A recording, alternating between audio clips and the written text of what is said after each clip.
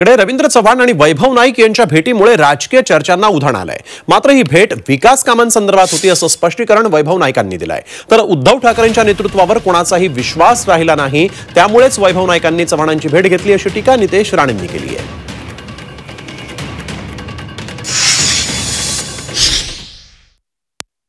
अनेक लोकप्रतिनिधी हे माझ्या संपर्कात असतात आणि अशा सगळ्या विषयामध्ये खऱ्या अर्थाने वैभव नाईक सुद्धा बऱ्याच वेळेला या संदर्भात माझ्याशी चर्चा केली।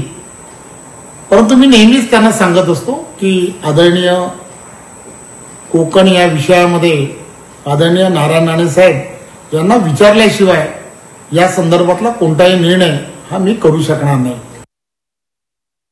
जिल्ह्याच्या विकासासाठी किंवा माझ्या मतदारसंघासाठी अनेक प्रयत्न करावे लागतात, अनेक ठिकाणी जावं लागतं आणि त्या ठिकाणी प्रयत्न करतो, अनेक अधिकाऱ्यांना भेटतो, अनेक मंत्र्यांना भेटतो।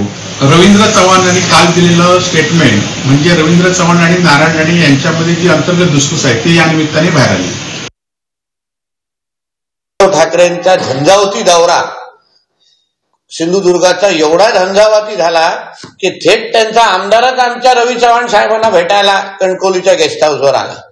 म्हणजे ह्याचं एवढंच विश्लेषण मी करीन की उद्धव ठाकरेंच्या नेतृत्वावर आता कोणालाही विश्वास राहिलेला नाही आणि म्हणूनच आमच्या रवी चव्हाण साहेबांकडे भेट घेऊन आपल्या भविष्याला काय होऊ शकतं का ह्याच्याबद्दल कदाचित ते विचारायला आले असतील।